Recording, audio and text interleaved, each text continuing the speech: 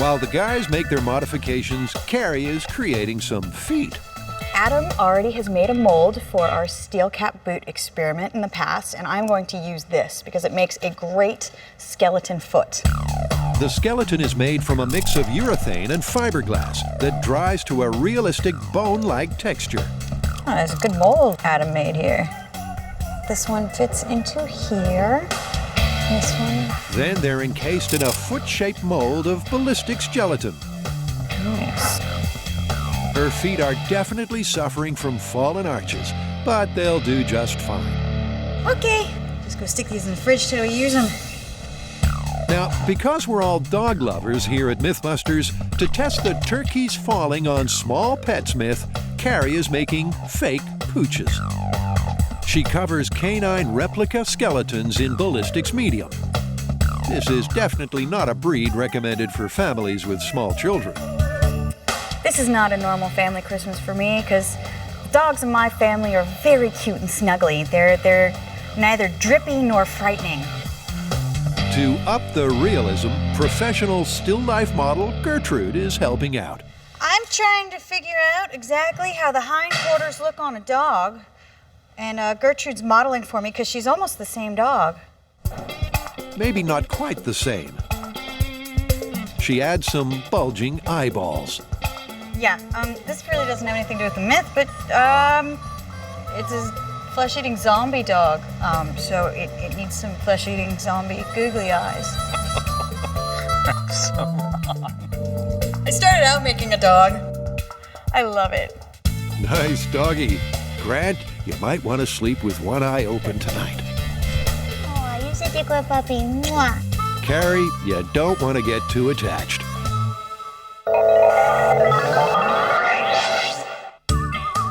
Over at M5, it's going to be a gas. Jamie and Adam are finally ready to activate their Rube Goldberg machine, a 100-foot-long holiday miracle with 60 moving parts.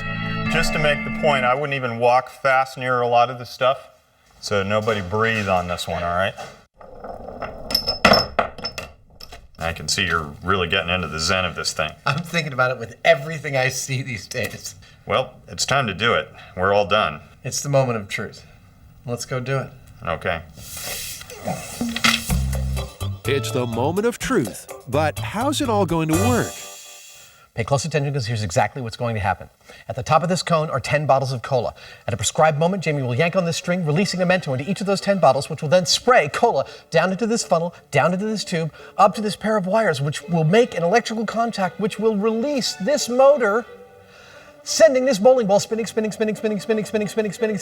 down. It'll stop, but the bowling ball will keep on spinning, release itself from the screw, fall down, hit all 10 Santa bowling pins, which will yank on the string, send the skiers down. The skiers going down will yank on this magnet, which will release this soda bottle, sending the party favor going going like this, boom, releasing this Mento all the way down into the basket, releasing this Mento all the way down into this basket. This ball will go down here, tunk, tunk, dunk, release the train, woo woo, all the way around into the present. Boom, the present closes, releases Mento into this bottle of soda, sending this robot, pushing the candle under the string. The candle will burn through the string will release the hammer will hit the stove. The stove, which has roast in it, will release its roast onto this seesaw, onto the dinosaur platform, jiggling this thing, releasing the two little doodads here, which will send this seesaw going this way, releasing a ball into this robot, turning him on. This robot will find his way eventually to this hand, which will boom, turn this switch on, sending the Jacob's ladder like Frankenstein's monster. That will set off this fuse. Boom, setting the cannon off. The cannon will release the pirate's hat. The pirate's hat will turn on the monkeys. The monkeys will go down the ramp, releasing the nut from this nutcracker's mouth, which I just did. Releasing another Mento into this bottle of soda, sending this thing spinning, pulling a string out, which lets this foot kick the broken crutch here, sending Buster crashing into the ground. And that's what's going to happen.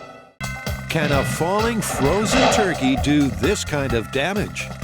To find out, the team are about to test the pummel power of frozen fowls with their mechanical homemaker.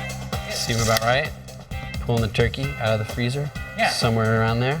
You've got to imagine like you're pulling a turkey out of the freezer, so the normal height is around 60 to 69 inches. A force plate is put in the drop zone. And that's going to tell us how much energy the dropping turkey is going to impart on your foot. So, how many people is Mom catering for? An 18 3/4 pound turkey. This would probably feed, I don't know, a family of 4, 2 if they're really hungry. It's time to stop talking turkey and drop them.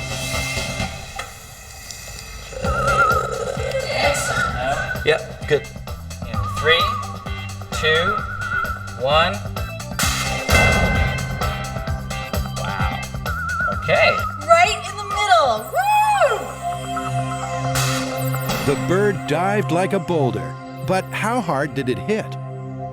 As you can see here, the initial hit is 1,901 newtons. And that is 427.3 pounds. wow. Dude, that could break your foot. Let's find out, shall we? The plate is removed, and Carrie puts her foot down. This is very, very dangerous. This time, they position the turkey pointing down. It might do more damage. 3, 2, 1. That was a perfect shot. You can feel that. Ouch! Call your podiatrist pronto. The pointed turkey pounded the foot with more than 770 pounds of bone-crunching force. Brutal. That broke the middle of the foot. That's horrible. That threw the thickest bone right here. That was pretty thick. That's a strong part. That was a great shot. The reduced surface area of the pointed turkey applies more concentrated force to the foot, and therefore ups the ouch factor. With a smackdown that strong, you definitely wouldn't be doing this for a while. Now we're going to move on to the next step in our myth, which is small pets. And I've made this ballistics gel zombie dog to illustrate our point. Zombie dog is underfoot of the cook, prime falling scraps position. Does anybody else feel kind of bad about this? It's kind of cute. It's not a real dog. I know, but I'm getting attached. 3, 2, 1. Did you hear that sound? Did you hear that crack? Poor little fella. A giant frozen turkey was not the treat he was hoping for. The gang checks the high speed, and it's not pretty.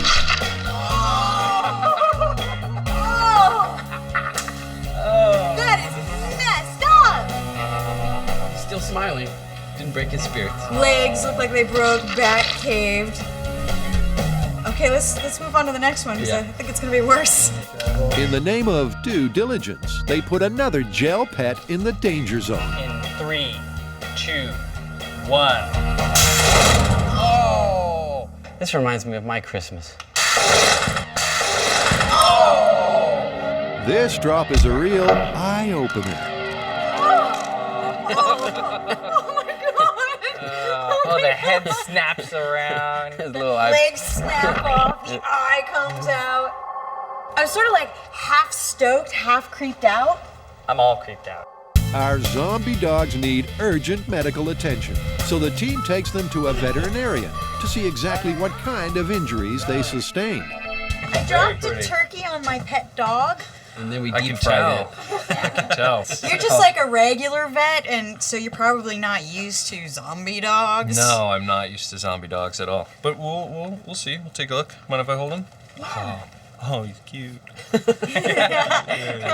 There you are, little man. The models are measured and x-rayed just like real dogs would be.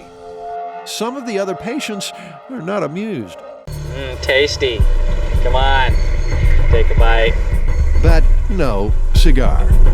The reptiles just won't run. A big part of the problem may very well be that it knows it's not a person. How can it tell? Yeah. Conditions are perfect. Crocs are the most active at this time of the year, and the humid, steamy weather means they shouldn't be sluggish. No interest whatsoever. I'm starting to feel extremely defeated. There's a run in my stockings, and there's no crocodile running. You know what they say about children and animals in the film industry. You said it, Tori. Animal myths are notoriously difficult to bust. Remember skunk cleaning? Adam and Jamie set out to test a bunch of skunk smell home remedies. Only problem was, they couldn't get a skunk to kick up a stink. Well, it doesn't work. Can we go now?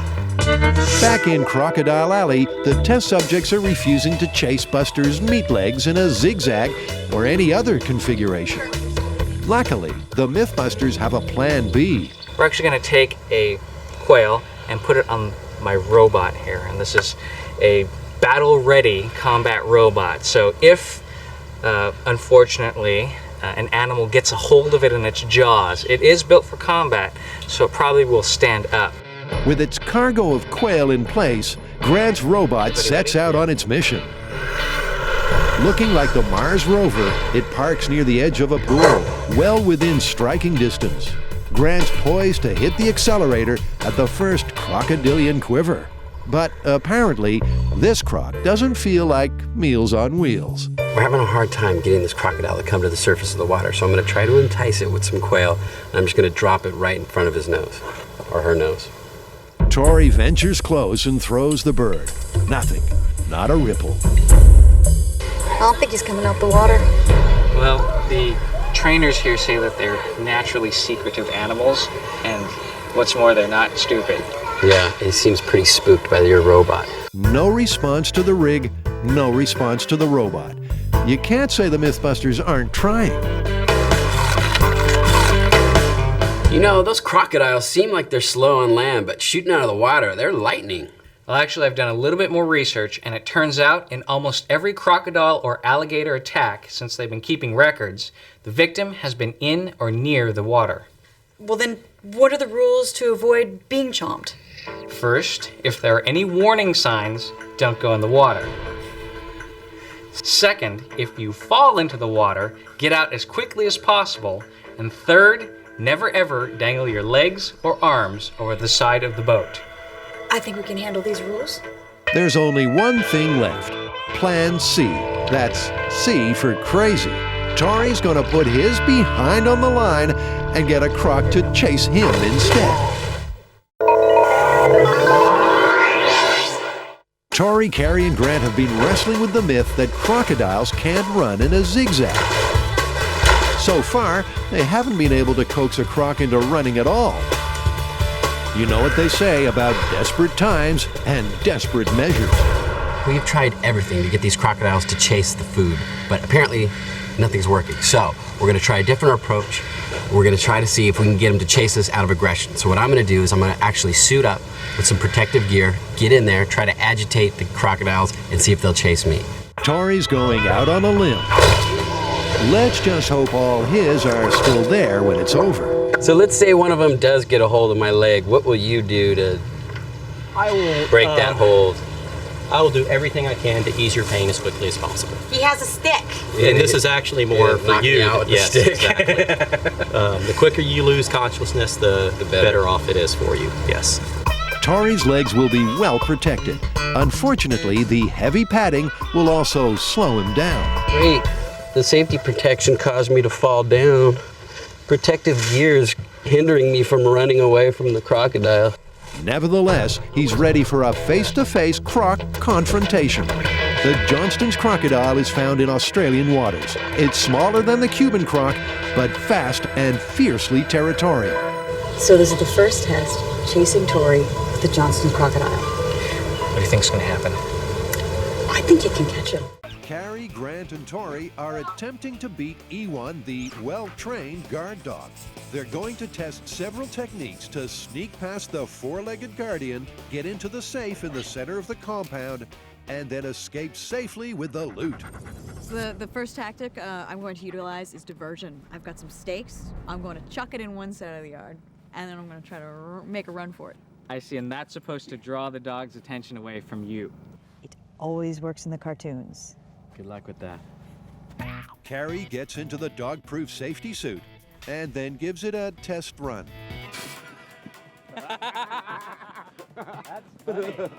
With Carrie about as mobile as a dog's chew toy, she adapts her heist plan. I'm not going to be able to throw anything with this. I'm going to get one of the boys to go over to the corner and throw it. That's not cheating. Everybody's got a partner in crime. Tori gets the plan underway by interesting Ewan in his meaty treat. Oh, look, he likes. Oh, he's looking at it. You like the meat. I think you guys should probably go for it now, no? Tori's tasty T-bone taunting has bought Carrie enough time to get to the safe.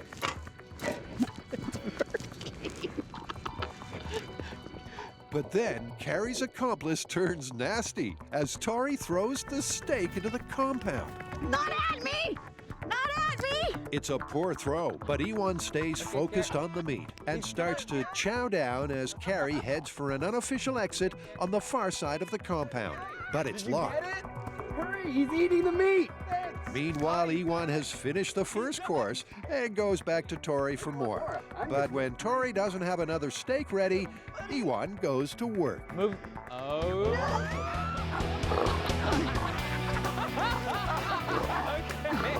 Okay. Call the dog. Get him. Oh, that was great. It totally worked. Well, kinda. The delicious diversion did distract Ewan long enough to get to the safe and secure the loot. But poor planning meant that Carrie ended up as the main course. But the necklace is somewhere inside the suit. I swear it's in here. I grabbed it. So it's plausible to distract a guard dog with tasty treats. But without that suit, Carrie would have been breakfast. Well done. Next up, Grant and Tori are tackling two myths which an animal behaviorist and fan of the show suggested. And they're both based on the concept that by using body language, you can persuade the dog to leave you alone. First into the ring is Grant, and the theory is Ewan will take Grant's submissive posture as proof he's not a threat. Oh my God, this is not working. This is not working. I don't think it's working. But it doesn't work. Next, Tori attempts to take alpha dog status by getting aggressive. But his top dog impression simply results in him being the dog's lunch. With the score MythBusters 1, Guard Dog 2, it's back to Adam and Jamie. So how old is the phrase, you can't teach an old dog new tricks? Well, it's pretty old. It originated from some guy named Fitzherbert who wrote a paper on animal husbandry in 1523. That's it? Yeah. All right. The dogge must learn it when he is a whelpe, or else it will not be, for it is hard to make an olde dogge to stoop. Like I said, you can't teach an old dog new tricks. Nitroglycerin patch test. 200 joules in 3, 2, 1. I didn't see any explosions. I didn't see any arcing, anything at all. Nope. Like I said, this is real life, real results. In this case, an awful lot of nothing. We didn't get any explosion at 200 joules. Let's ramp it up to 360. Give it the maximum power. But cranking the power to the max, No explosion, guys. even putting the paddles right on the patch, It arced, it sparked, it didn't ignite. Well, I think one of the problems here is it's just not going to arc to the plastic. It's just not going to do anything there. And there is an old nitroglycerin patch that has sort of an aluminum in the plastic. Maybe that would arc from the spark. More conductivity would definitely give it a higher likelihood of arcing. Should be easy to get a couple of those, no? Actually, Tori, that's a no. Aluminum-backed nitroglycerin patches were phased out in the 1980s. So Carrie's making some of her own. And this is see? conductive? That's what I was gonna let you find out for me. Ooh, look at that. Oh, that's cool. Now, I'm sure that stun gun Tori's using comes with a warning. That is cool, look at that. Something along the lines of, not a toy, Look at it burning. use with caution, Look, I wrote my name. keep out of reach of children. Oh, Tori, are we gonna ever have an episode where you don't hurt yourself? I didn't think it was gonna hurt me. Thought I had that one under control. Also not under control is the weather. Oh, great, the water level has risen. Outside and inside the bunker, the big wet It continues. doesn't do a lot of good to have rubber mats when they're submerged in water. A bit of electricity and a lot of moisture. What could possibly go wrong? Okay, try not to stand in the water. What is it? The first day of rain we get for the entire year is going to be on the day that we're using high explosives and electricity. Woo! 2,000 volts. Now, does anyone else find this somewhat alarming? Raincoats, volumes of voltage, and a welter of water. Look at it's arcing from the screw to the wood. Okay. Stop.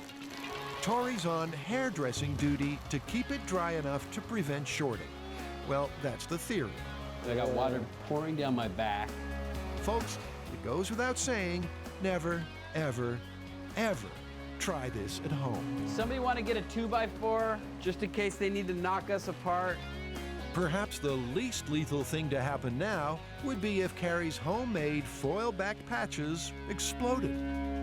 3, 2, 1. You see a spark or anything? Nope. See an explosion? No. Just like the modern plastic patches, maximum voltage, foil side up, or foil side down. No reaction. Even putting the paddles ridiculously close causes no kaboom. It arced right over that patch, and I didn't see an explosion. No explosion. I don't think that the concentration of the nitroglycerin is high enough to actually get any sort of explosion. I mean, that's it. This myth is going down. The myth may be going down, but it's not over yet. Because when it comes to the MythBusters and explosions, no one goes home disappointed. We're gonna blow that nitro patch up. You bet we are, buddy. Adam and Jamie are getting wrapped up in their quest to beat speed camera myths. Can someone unwrap me? Turn off the camera and help me get out of this thing. So far, it seems there's no way to get one over on the super sensitive speed slayer. But just how responsive are they? It's time to test viewer myth number 3. You know, I heard once that those speed cameras are so sensitive that they'll pick up a bird flying past them and take a picture of it. You know, I hate to play devil's advocate on this, but I can't see it working. I think a bird is just too tiny to be picked up by the radar. We should get some trained birds and fly them through the path. Okay, and maybe a really fast trained bird. 1, make that 2, really fast. Their mission? To fold a piece of paper that's almost the size of a football field. The biggest attempt of its kind in the world. It's huge. I don't know if this is gonna be big enough. Oh, yeah. Because there's not a piece of seamless paper on the planet big enough, the plan is to get 17 individual rolls and lay them out side by side. Covering 170 by 220 feet, the team will join them together with double-sided tape.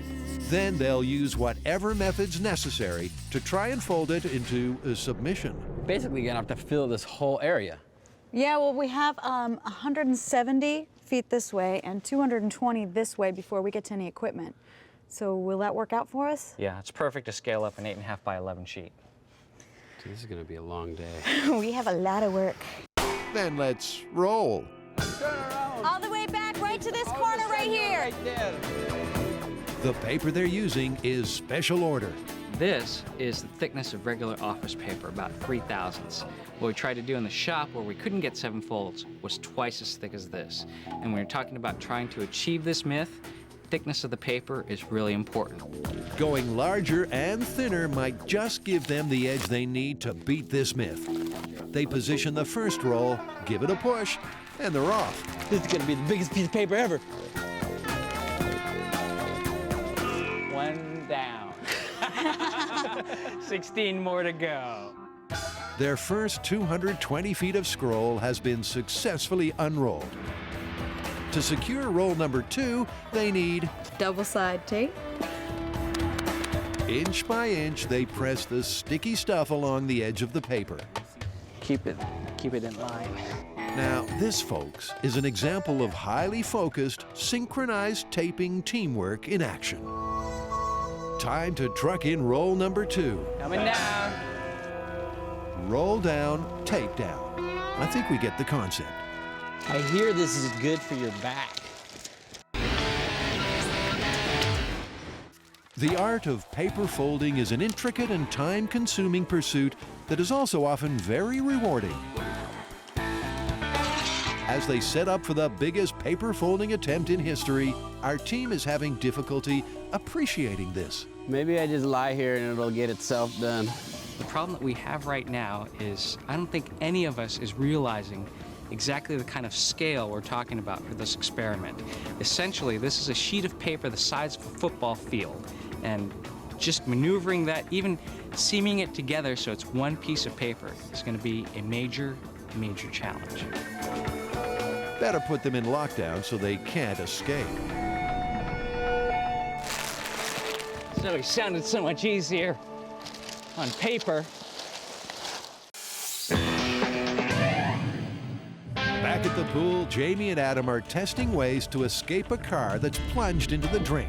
They've already discovered that if you wait for the cabin to fill with water so the differential pressure equalizes and releases its grip on the doors, it could be too late.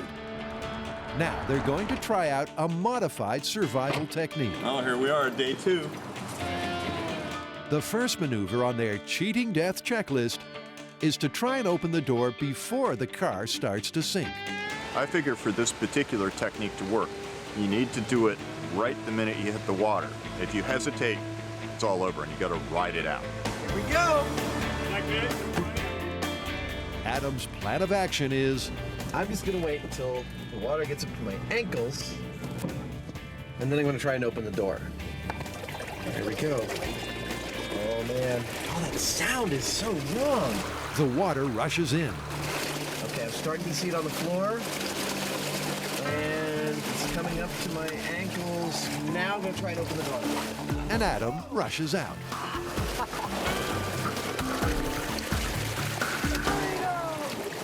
Surface exit via the door, totally viable. I waited until the water was up to the top of my shoes, and I was still able to push this door open. The water rises slowly upwards. Next, he's going to wait until it gets to his waist. Okay, past my shoes, halfway up my shins. All right, now I'm looking at, my God, it's at my knees. I'm not gonna be able to open this door. All right, wait. This one's no pushover. As the water level climbs, so does the amount of pressure. And Adam has to brace himself against the opposite door to force it open. Jamie and Adam are testing the myth that if your car swerves off the road and into a body of water, to get out alive, you have to wait until it's completely submerged and full of water before you can open the door. So did you know last year, AAA estimated 11,000 vehicles went off the road and into the water, and as a result of those accidents, 300 people died. Holy cow, that's a lot of people. Yeah. I thought it was more like a freak accident. No, apparently it's a lot more common than that. Well, maybe we can help raise awareness a bit as to what these people are facing. And what better way to raise awareness than to raise themselves in a car into the sky and plunge into a pool? What the are we doing? Remember, when Adam goes 13 feet under, he won't be wearing breathing apparatus. The paramedics are on their toes, and Adam has his escape strategy all worked out. I'm going to try to start opening this door the moment I see the water get above my glass. Now, if the myth is true, I won't be able to open that door until the water level inside the car gets to the same point. Deep breaths, Adam, deep breaths. It's way too late to put on the brakes. I couldn't stop now if I wanted to. As the water rushes in, Adam is getting that sinking feeling. Oh man. The crane chains go slack, and the car is sinking on its own. The 700-pound fake engine is taking it down nose first, exactly as it would in a real situation. The water's up to my butt now. All right. Okay, it's coming past my waist. Now I can start to see under the water. Oh my God, it's coming up under the windshield. Wow, I can feel the pressure. All right, I only have a couple more breaths here. Adam's never this quiet. So what's going on down there? The water is leaking in from every open crevice in the car, and Adam is now fully under. He holds his breath, tugs on the door, pushes his whole weight against it, but nothing happens. Finally, he can't hold his breath any longer and signals for Jamie to pass in the regulator. When the pressure ultimately equalizes, he opens the door and swims to the surface. But it was too late.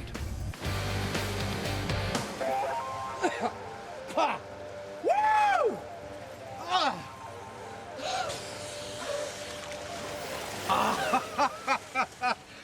That is intense, no matter how you slice it. I died. Let's just put it that way. Well, that's put a dampener on things. From the time the water hit Adam's knees to when he surfaced took just 1 minute and 51 seconds. But that's a long time when you're drowning. The fact is, even though you do go vertical, you don't feel like it because the water's filling the cabin at that point. So you're kind of floating. I held my breath, I don't know, for what felt like 30 seconds, trying to push open that door, using my legs, bracing up inside the cab. Well, you died. Yeah, I died.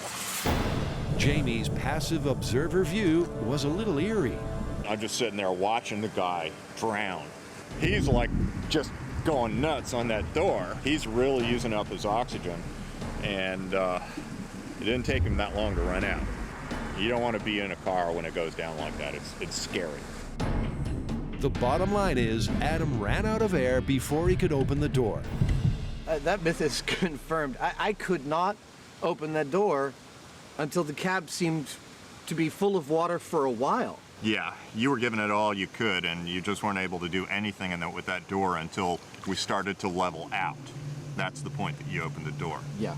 And that was quite a while. Differential pressure can be such a downer. What's the myth?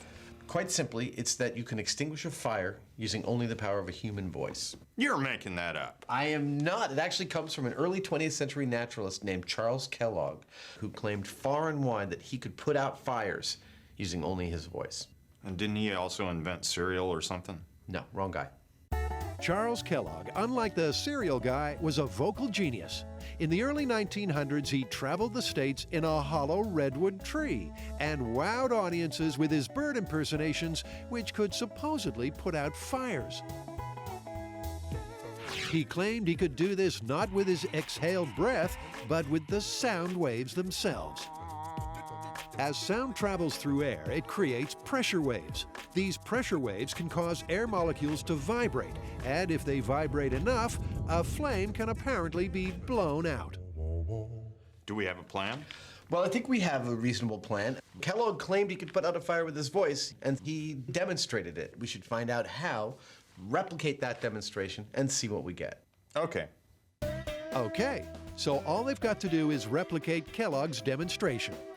But as the boys delve deeper, they realize it's more complex than that. From the reading that I've done, it doesn't appear that he's like lighting a fire somewhere and then just singing it out. It seems to be a very specific thing called a sensitive flame. A sensitive flame is a bit like a Bunsen burner, but thanks to a protective glass tube and a special latex diaphragm, the flame actually reacts to sound waves. It's vastly different from a regular fire, but because this is what Kellogg sang at, the first step for this myth is for Adam to build one of his own. We got a sensitive flame! There's no way the air from my breath is affecting that flame inside the glass. We've got a sensitive flame. Yeah! I think it's doing it over here as well. You can clearly see the flame reacting to Jamie and Adam's voices. Awesome. But what exactly is going on? What I have here are the rudiments of Kellogg's exact experimental setup for using his voice to extinguish fire. It consists of gas feeding into a chamber that has a membrane on it. And the membrane moves in relation to the sound in the room and affects the pressure of the fire. You can see as I'm talking, the fire is moving, and it doesn't have to do with my breath, it has to do with the sound of my voice. With the so-called sensitive flame fired up, Adam's got a copy of a 1905 gramophone recording of Kellogg singing like a bird. All right, here's a little history. Oh, his human voice was analyzed and found to be normal under 4,000 hertz. However, his bird voice soared into the inaudible above 14,000 hertz. His voice reputedly had a range of 12½ octaves, while the normal range of a singing voice is just 2½ half. We will see.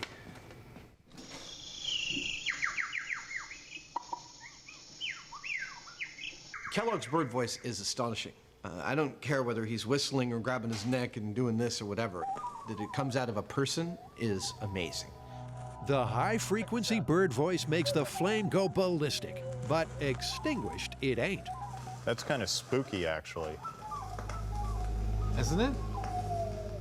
There's a specific, like, bird call of Kellogg's that makes the flame, I think, do the largest sort of differential dance, like bango, bango, bango, bango, like that. Is he saying red rum?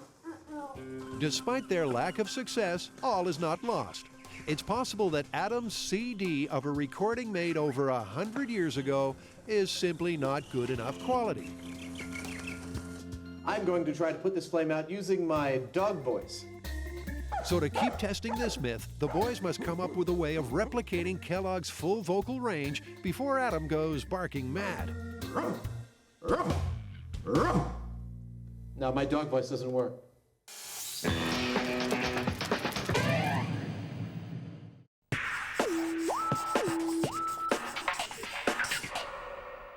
Look into my eyes. Deeper. You will fall into a deep, deep sleep. What are you doing?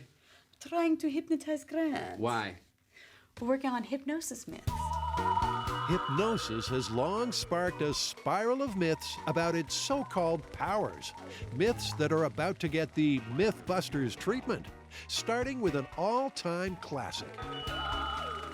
Should we start small or should we go for the whole enchilada all at once? Well, obviously, eventually we're going to need a truck, but I think we can start right now by going out, catching a bird, building a chamber, and seeing if it weighs the same when the bird is sitting in it as opposed to when the bird is flying in it. Okay, well, I got some pretty sensitive scales downstairs, and I can probably dig up a net somewhere. Let's do it. All right. For this myth to take flight, our dynamic duo have to land some pigeons. And in a scene straight from Hitchcock, the birds appear from nowhere. Pigeon whisperer Adam and accomplice Jamie use a variety of snares, nets, and snacks. The birds will be too fat to fly. But their pigeon stalking comes to zero, and they realize they need some help.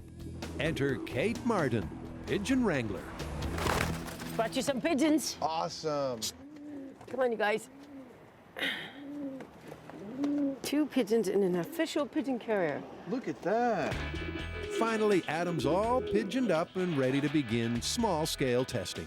A clear plastic chamber will double up as a truck trailer, and when activated, a vibrating floor will encourage the pigeons to take flight. But this is your gig, Adam. Why don't you take us through it? I've got my bird flying chamber here. It's got a closed top. The bottom is a screen, which I can vibrate by plugging into this battery. The whole thing is standing on top of a very sensitive scale. First thing I'm going to do is turn on the scale, which will zero it out. Then I'm going to put the birds in. I'm going to see the birds weigh a certain amount. Then I'm going to turn on the platform, which will vibrate. Hopefully they'll fly around, and we'll see if there's any difference. So, if the myth is true, when the pigeon gets some air, the combined weight of the chamber and bird will come down. Sounds simple. Fly, fly, that's it, come on, fly. Come on, take off, take off, take off. Now there's your problem. The bird just ain't flying. I don't blame him, I mean, because it's not like... He can barely get a full wingspan in there. Yeah, you know, he's running into the sides. Maybe we need to build a bigger chamber. So plan B is a bigger chamber and better motivation to fly than a vibrating floor. What have you got, Jamie? My current favorite is thinking about setting up a weed whacker-like affair, and we could put like a half a dozen motors so that there's just it's just kind of whizzing around. I mean, I can't imagine this would hurt him. I mean, it doesn't hurt you, right? No. For our animal-loving viewers, let's be clear. Adam's pain threshold is way below the pigeon's. So if Adam's okay, the bird will be too. All right, so if you haven't been paying attention, my first attempt at the small-scale pigeon experiment did not work because the chamber was too small and the pigeon didn't want to fly. I have fixed those problems. I believe I'm going to hang this, use a different pigeon annoying technique, and I'm using a bigger tank so he can actually fly around. I feel like calling this guy Jackson for some reason. Now, I have a nephew whose name is Jackson, and I have another nephew whose middle name is Jackson. He doesn't remind me of either of them. Okay, Jackson, you're up. Now remember, all you gotta do is what you were born to do. Fly. Freaked me out, but it's not doing anything to him. Come on, come on, come on, Jackson, come on, come on, come on. That's pigeon for fly. It's also desperate because if they can't get Jackson to take off and stay airborne, this myth is grounded.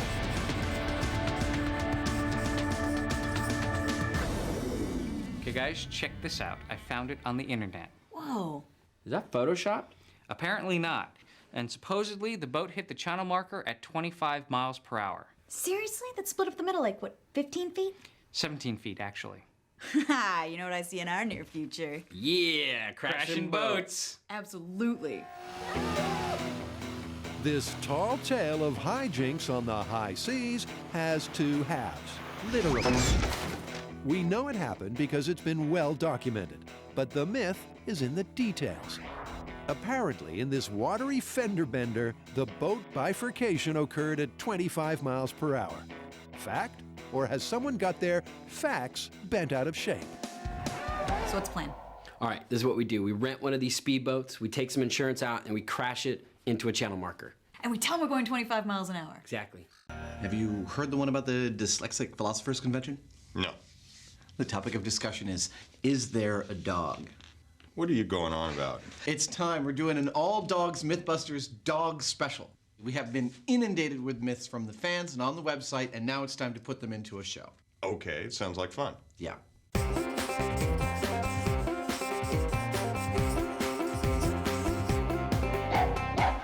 Okay, here's what I see. It's another in a long line of adages, like, Rolling Stone gathers no moss and finding a needle in a haystack. We should test the myth that you can't teach an old dog new tricks. You ready, old dog? Let's go. Man's best friend. They're smart, they're talented, and crucially, they're quick to pick up new tricks. But the question is, are our canine companions' learning days behind them when they reach old age? What's that you say? What's the plan? Excellent question. I think it's pretty straightforward. I think we bring in a couple of dogs and we see if we can teach them some tricks. Well, they got to be old dogs, because after all, that's what this is about. Maybe we can each take one and we'll train them separately. They should be also as close in age as possible. I mean, preferably they're from the same litter, couple of brothers, brother and sister, something like that. And we can do some kind of, like, a dog show. What do you think? A MythBusters dog show at the end? That's perfect. Let's do it. And just as perfect are these beautiful old dogs, Bobo and Cece, an untrained 7-year-old brother and sister pair. Bobo and Cece appear to be Alaskan Malamutes. Now, this breed is notoriously difficult to train. They're headstrong. So, if we can train these old dogs, this being the worst case scenario, we should be able to train any old dogs. Mush.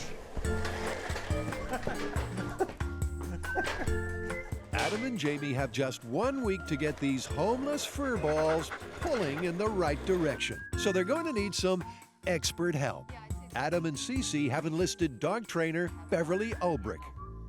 So what we've got is somewhat of a contest between Jamie and I, and what I need your help with is to get Cece here to learn how to heel, sit, stay, down, and shake hands all in the next week. Can we do that? I sure hope so. Let's give it a shot. Bling bling here. With her shiny new training collar, Cece is ready for lesson number 1, heeling. So the idea with the walk is you want the dog paying attention to you, not everything else around you. If you think about like how a pack travels, there's one pack leader and the rest of the dogs are behind it just following naturally and easily. And obviously right now she's trying to be that pack leader. Beverly's theory about dog training is to let them know you're the pack leader. So it's all about conditioning the dog both positively and negatively in ways that the pack leader would do. You give them affection when they do right, you give them a scruff on the neck, just like the pack leader would do when they do wrong. And as long as you repeatedly do that, and you do that exactly when they're doing stuff right and exactly when they're doing stuff wrong, they'll become much more manageable, because they all want to be part of a team. That's the theory. And for old dog Cece, it seems to be working. Already, she's surprisingly well-heeled, which begs the question, how old is old when it comes to dogs? Well, how old is old when it comes to people? It's pretty subjective. However, the best estimates that the vet has is that Bobo and Cece were born about 7 years ago, which in human terms, for their size, makes them approximately 50 years old. That'd be about in the butter zone for our test. Indeed. Outside and school starting for old dogs Jamie and Bobo. And head teach Gene Donaldson from the SPCA confirms we're starting from scratch. Bobo, can you sit? He probably has never been taught. He's looking at him, mates will be saying it in Swahili. He has no clue. The starting point is to see if any of them can actually be hypnotized in the first place. Here we have a hypnotherapist and a neurotherapist. They're going to figure out which one of us can be hypnotized. For this test, we need post-hypnotic suggestion. And if none of us can be hypnotized, we're stuck. And first up is Tori. The plan is that Carrie and Grant will monitor his progress with the help of neurotherapist Cynthia and her EEG machine. So what's this, like if I get a wrong answer, then you shock me? While clinical hypnotist Seth will try to put him under her spell. Just keep on focusing on my hand, noticing that your eyes start to feel heavy. Allow that feeling of heaviness to get more and more heavy. She's using a common technique called progressive relaxation. And just let a gentle wave of relaxing energy go from your head all the way down to your feet, to your toes. A gentle wave. Carrie and Grant will know Tori's been hypnotized when the EEG machine shows his brain's electrical activity has halved. Do you know what percentage of people are able to be hypnotized? Easily 85%. 85? To some degree. Despite the odds, they're not off to a good start because even after 10 minutes, Tori's brain activity has only dropped by 5%. I would want to see it get to about half of what it was. So if he was about 9.5, I'd like to see it at about maybe 4. Tori's inability to relax means he's out of the race. So next up is Carrie, and the boys have high hopes for her. I actually think that she's a reasonable candidate to be hypnotized. Why? I don't know, it's kind of a gut feeling. Could you tell her to do things and she does them? No, that's definitely not the reason why. But their hopes are ill-founded because Carrie won't go under either. I think I would start to get relaxed enough that I was almost in a sleep-like state, but then I'd be like, oh, I'm trying to be in a sleep-like state. I'm trying so hard. So it's almost like I couldn't let myself completely relax. So with the score standing at 0-2, it all boils down to Grant. But will Mr. Science submit to Seth? Deeply, deeply down. More and more relaxed. Despite Grant's initial discomfort, after 5 minutes, things are looking good. Like a rag doll, deeper down. The EEG machine shows Grant's brain activity has already dropped from a level 9 to a 4. I think he's in a deep state. I think he's more hypnotizable. There you go, look at that. And what that means is he's just the kind of highly suggestible subject they're looking for. Grant would make a good subject for a post-hypnotic suggestion. He's a very susceptible person. You're the winner. Okay, what does that mean? Well, you know what that means. Now we're gonna see if we can hypnotize you and see if we can get you to do something that you wouldn't normally do. She's not gonna embarrass me or anything. Don't worry, it won't be too humiliating. Popular in the early 1900s, Charles Kellogg was a naturalist come showman with an extraordinary talent. Not only could he sing like a bird, but he could also supposedly extinguish a sensitive flame with his voice. But when the MythBusters tried to replicate this feat, they failed to douse anything. But in case the 100-year-old recording they used was of insufficient quality, they've now called in the big guns. Hey, Roger. Hey, how you doing? Good to see you. Come to help us do some detective work? Yeah. Sound engineer Roger has brought a tone generator to replicate the full vocal range of Kellogg's bird voice. In Kellogg's day, this was the way that you generated a precise frequency. This is what they used to tune pianos and other things, I believe. Not that I've ever done it, but these days we have things called tone generators, and so we'll be able to get any frequency that we want within any conceivable range. But before getting into a frequency frenzy, let's get a few things straight. Sound is vibrations traveling through the air in waves. Its frequency is a measure of how many times the sound wave vibrates in 1 second. The higher the frequency, the higher the pitch. Kellogg's bird voice could supposedly reach a barely audible frequency of 14,000 hertz, something that the tone generator can match. So this is ninja training going on? Yeah. Well, this is all military close quarters combat stuff from Japan's pre-unification Civil War period, so like 1600 AD and before. Really, the stuff that we do is based on timing, positioning, tactics, and psychology, rather than speed and power.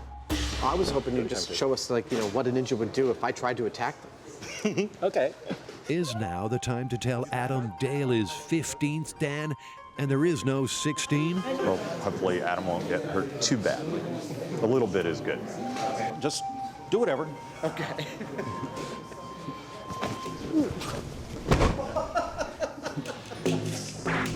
Adam hits the mat in record time. I was to do it so that I locked him up. As he falls, Dale gives Adam some pointers on the way down with the famed ninja throwing star. I wasn't actually using the points, just this, but it would say ripping out here, right? Yeah. And we took him down. I had it in here too. Right in the back, that's good. The point where he fell down, I was ripping across here, and he came down at a point where he actually was landing on it like this on the back of his neck. That's pretty efficient. It's Jamie's favorite part, watching me get my ass kicked. Adam and Jamie has enjoyed his schooling in the art of the Shadow Warrior. Will you come back to our shop and do some of this on high-speed camera for us? Yeah, be delighted to. Awesome. Okay, I'm done. Next, Adam disappears to get some covert essentials. Hello, how are you doing? Very good. How are you? Welcome to Tiger Claw. There's even a martial arts superstore, and it has plenty of mercenary merchandise to choose from. All right, the Ninja Row is down here. The Ninja Row. That's great. Just check out some of their red light saboteur specials. They're called tabby boots. Have the split toes, so you can climb up ropes and stuff. And they're very silent. These ninja foot spikes. They're great for walking on ice and for aerating your lawn. We have shuriken. You need lots of shuriken. Every ninja has many shuriken. These are rubber shuriken. Well, the metal ones are illegal. And for the totally 80s enigma. This is like wearing a t-shirt that says Witness Protection Program. All undercovered out. That's the whole thing? The whole kit. It's back to the lair to test their 3 ninja myths, beginning with the tale of running on water. Well, barring any magical powers, which we can't really test on this show, ninjas definitely didn't just walk on water. But they might have had some help. Our researchers have turned up a thing called Mizugumo. So I'm going to build a set of these and see how effective they are. Mizugumo, meaning water spider in Japanese, were flat wooden discs that ninjas strapped to their feet. The theory is the wide surface area distributed their weight evenly on the surface of the water, so they didn't sink. So what kind of wood would a ninja cobbler have used? I've got some pine-based light-density fiberboard here. It's pretty much perfect for our uses, so I'm going to use this as our stand-in for the Mizugumo wood. Adam measures and cuts out 2 circles of pine board. Then he slices each of them into 4 separate pieces. That's good. One by one, he stains the sections with a brown pigment and painstakingly sands them back. Paint on, paint off. Such is the mysterious way of the former movie prop maker who, for no particular reason, wants his water shoes to look worn in. Looks a bit like old wood now. Lastly, he places a rectangular block in the middle of each circle and secures the pieces together using twine. It's an ancient jigsaw that makes for a puzzling pair of footwear. I didn't expect it to fold like that. But I wonder if that's not actually part of its function. Jimmy Choo can rest easy, but these replica ninja shoes may just float like boats. I can't wait to see how these work.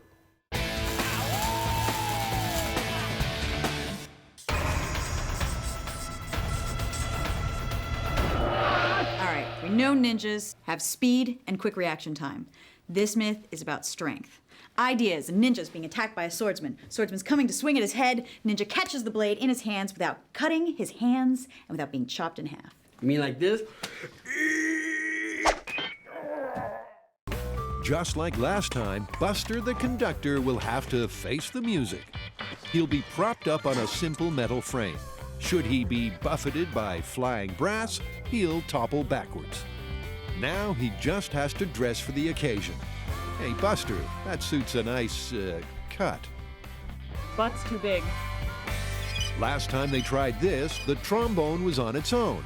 This time, crucially, they've got a bust of Grant puckering up behind the mouthpiece. This is ballistics material. It's got the same consistency as human flesh, human muscle tissue. That's behind this mouthpiece. He is snugged there. That is a committed trombonist behind this mouthpiece. To make sure that the slide can launch smoothly, Jamie takes out his handy tube of lube and goes to work. And we suddenly find out yet another startling fact about his past. The only time I had any kind of band instrument experience was I got a hold of an old tuba, so I mounted it in the bathroom when I was a teenager, and you could sit on the toilet and everybody in the house knew what was going on. That's unique. Hold it. At this point, there are so many one-liners, my brain's about to explode. Stuff about movements, bum notes, crotchets, and wind. Oh, no! Oh, okay, better now. While we try to wipe from our minds the image of the Heinemann Cistern Symphony, let's take stock. Here is a disgruntled or very ambitious trombone player. He's decided during the 1812 overture to fill his mute with explosives for the finale. He fills them with explosives, they blow up, they send his slide shooting all the way towards the conductor, boom, who falls backwards and into the audience. That's the myth.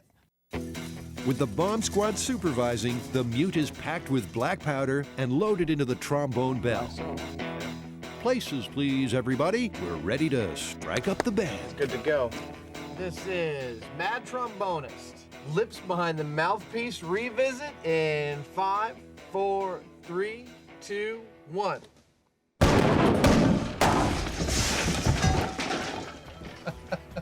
I can see the slide moved a little bit. Just a little. I'm having the most shocking sense of deja vu. The high speed shows the mute flying from the trombone like shiny shrapnel and bouncing off Buster's cranium. But he remains unmoved. And as for the trombone slide, well, it's still firmly attached to the instrument. The trombonist's lips don't seem worse for wear, but I don't think they made much of a difference. In the name of due diligence, and because they love blowing stuff up, the guys reset for a reprise. This time, Jamie doubles the amount of black powder. That's perfect. This mute is going to be anything but. In 5, 4, 3, 2, 1.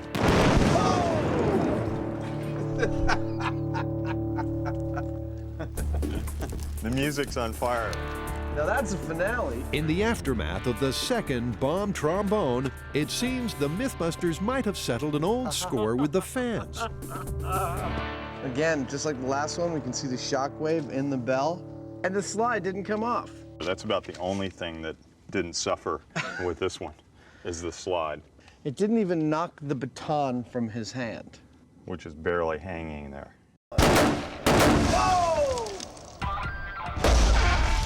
This musical myth is looking more busted than Pete Townshend's guitar. Or is it? I think there's one last thing we could do to put this to bed once and for all, and that would be to take our second backup trombone and solder or weld the mouthpiece so that no air can escape from it. Okay. Not just count on the lips, but make a complete blockage there and see if that works. If you say so. Try and have some enthusiasm, Jamie. Guys, what's the myth? The myth is that in ye olde times, pirates used rum not only for inspiration, but also as a stain remover. Well, pirates don't strike me as the most fastidious lot, but I suppose if you had blood all over your shirt and then you had shore leave, you'd want to wash it off first. I guess especially if you had a date. Pirates had dates? Pirates and rum go together like cannons and balls. But is it possible that they don't just drink grog, but use it to get those puffy pirate shirts whiter than white? Well, obviously we're going to need some authentic pirate shirt material, and, you know, we're going to need to stain it with some period-accurate stains. Blood, sweat, and tar. Perfect.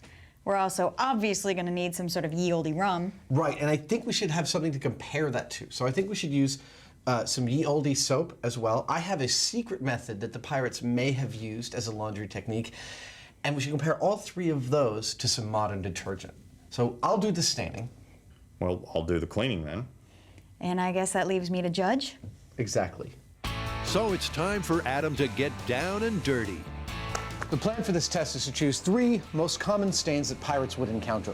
One would be, of course, blood.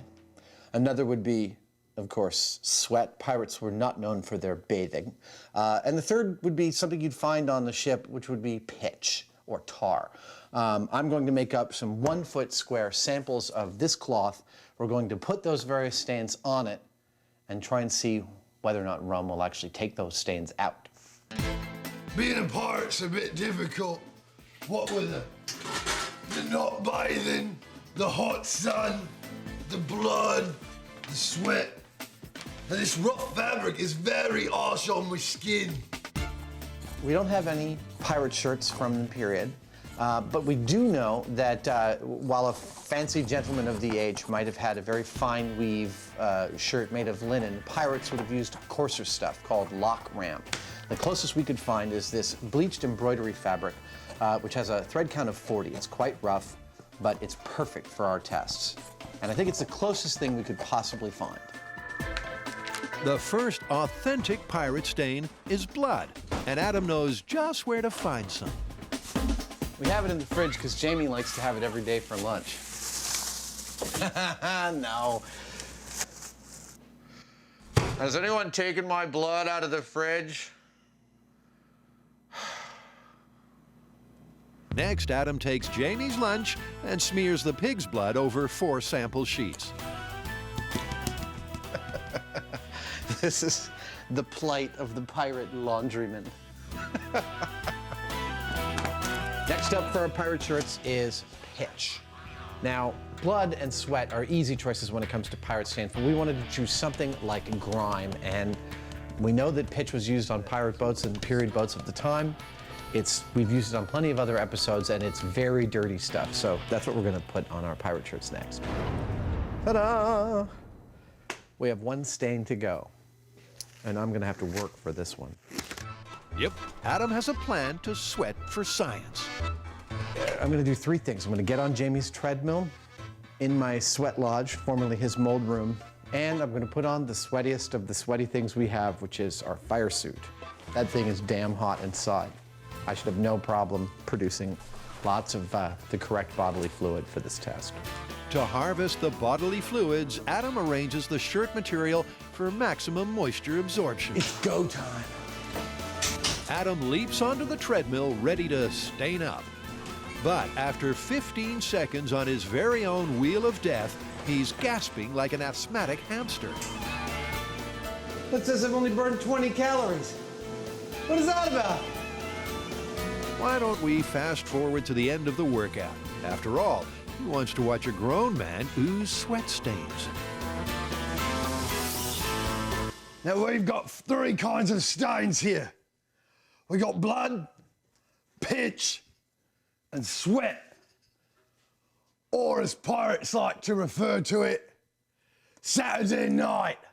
Now it's over to the good, the bad, and the ugly. I'll let you decide who's who. Okay, so lockpick of death, what is that? This one's actually an airbag myth. Scenario is a guy's breaking into a car using one of those flat lockpicks. Triggers the side airbag.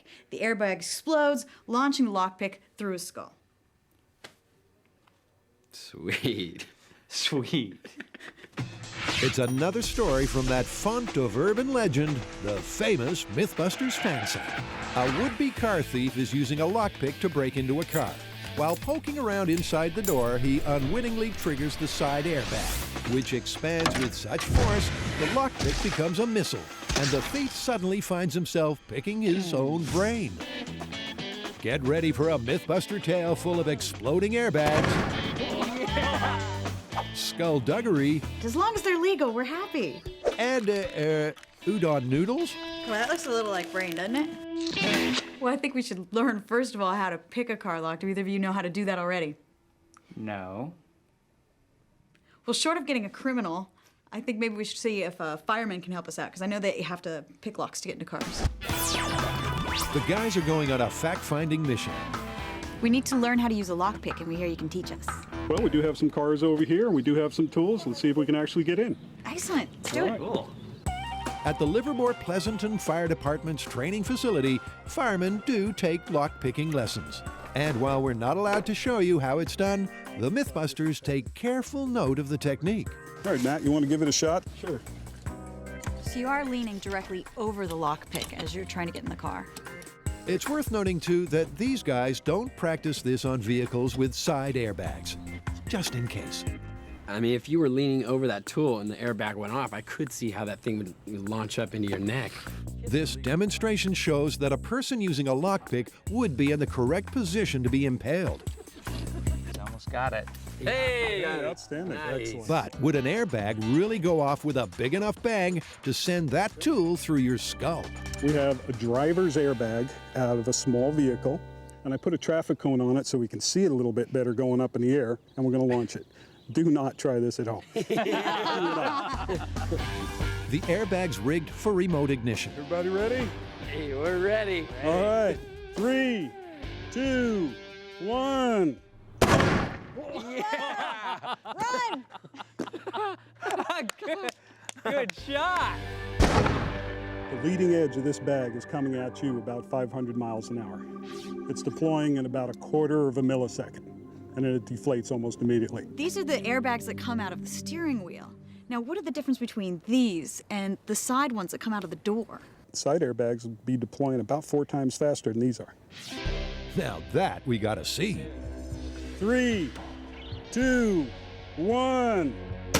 Whoa! Yes! That cone's out of the park. That was a good one. That's fantastic. Whoa! Yes! Got any more of those? Oh, I wish. That was cool. How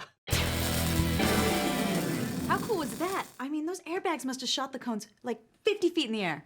Well, yeah, that's because technically they are explosives, which is ironic because they're meant to save your life, but they go off right in your face. But what happens is sensors on the car detect a crash, they ignite the airbag, which inflates a nylon fabric bag full of gas in a split second. One thing's for sure, these firefighters have failed to hose down speculation about this myth. These things are powerful. I mean, I could see how this whole thing might work.